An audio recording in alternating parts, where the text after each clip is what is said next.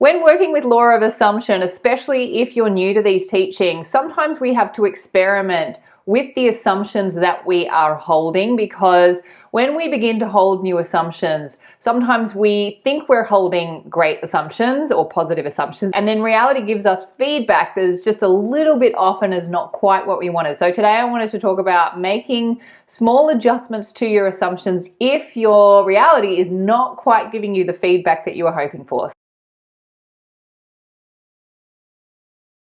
Before we get into it, please make sure you subscribe to this channel, and if you enjoy this video, please remember to give it a thumbs up and to leave a comment. My name is Hedley, and this channel is all about simplifying the amazing law of assumption teachings and helping you to apply them to your reality. All of the details for my offerings are below this video. I have coaching appointments, law of assumption coaching that you can book in for.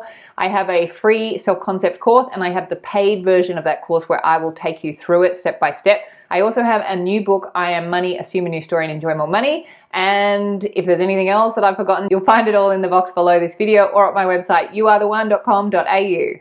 So in this video, I'm actually going to call myself out because recently I was holding an assumption that I thought was a positive assumption. And then my reality reflected back the results of that assumption.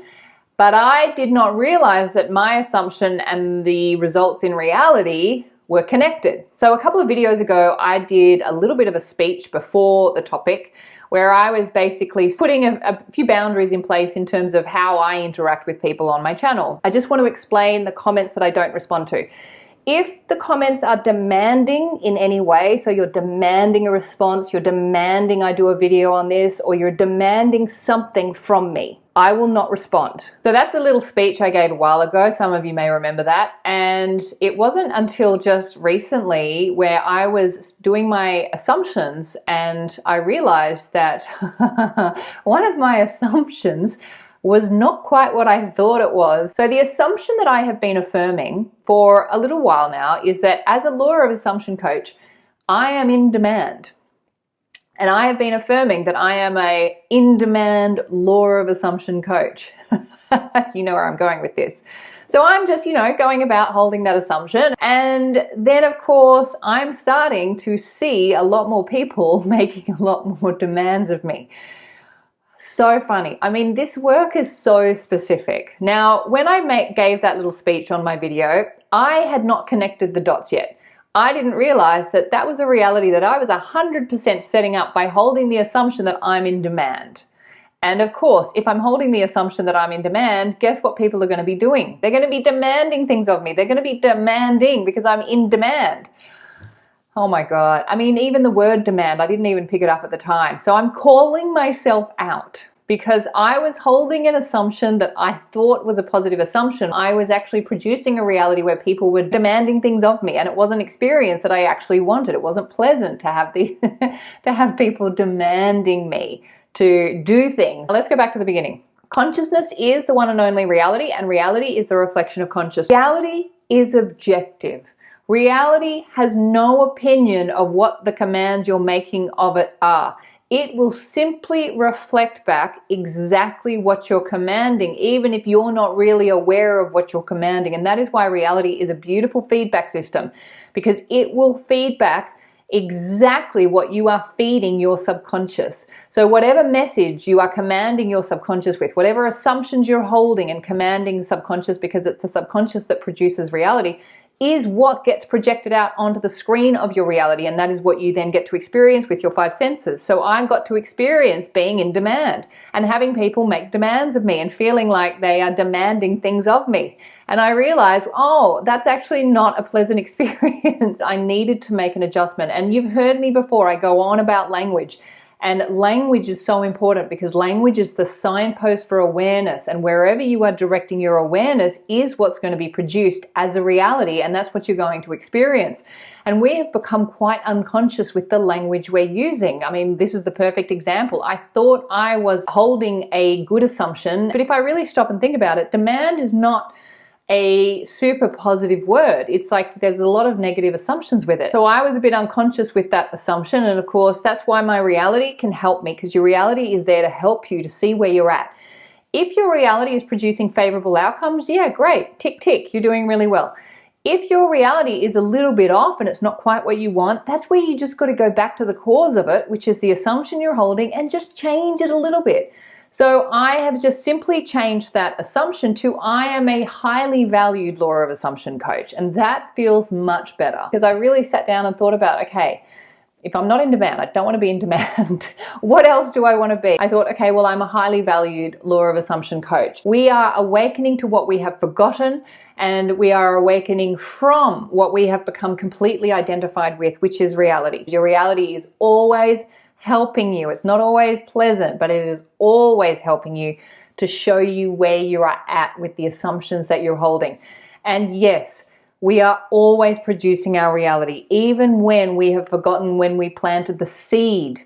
And Neville talks about this, where we are here experiencing the harvest, but we have forgotten that we were the ones planting the seed. And yes, anything that is favorable is caused by you. Anything that is unfavorable is caused by you. If it's in your reality, if it's in your point of awareness, it's coming from consciousness. You couldn't be aware of it if it didn't exist in consciousness first. Reality is always and only the reflection of your consciousness. And remember, everyone has a completely different reality. Not one person on this planet is experiencing reality in the same way. No one has the same reality. No one has the same experience of reality. So therefore, it must be caused by you. The reality that you're experiencing is being caused by you, and it's being caused by the assumptions that you are holding subconsciously. And obviously, if you want to have more command of your reality, you have to become more conscious of the assumptions you're holding. So if something appears in reality, you can look at, okay, what's the assumption that I might not be aware of that is causing that reality?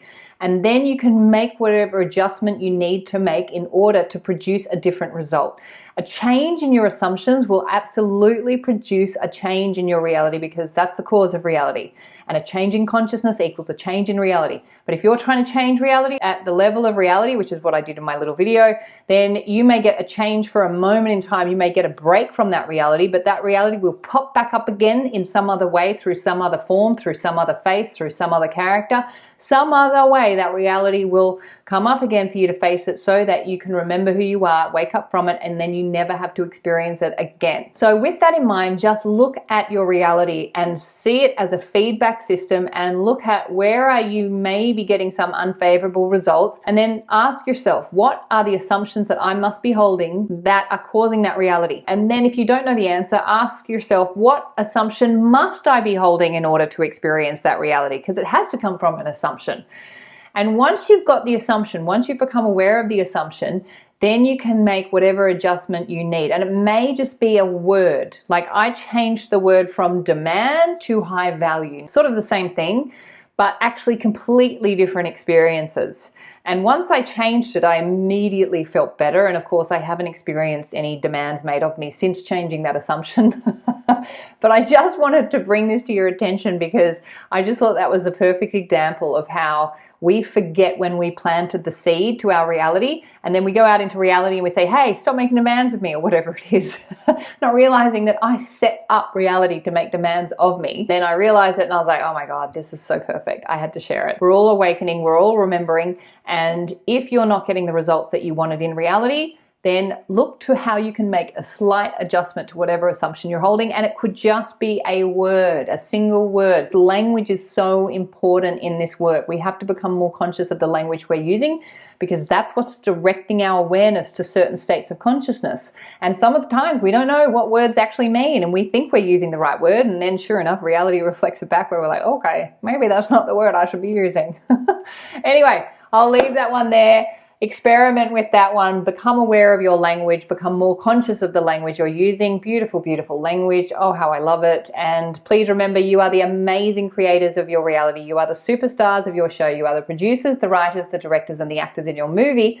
What you assume to be true will be so. So assume the best for you. Assume the best for everyone in your movie too, and you will have an amazing life. And this is my wish, my vision, and my prayer for you, and for me too. Again, please make sure you subscribe to this video, give it a thumbs up, leave a comment, and I will look forward to seeing you in the next video next week. Have a great week, everyone. Bye.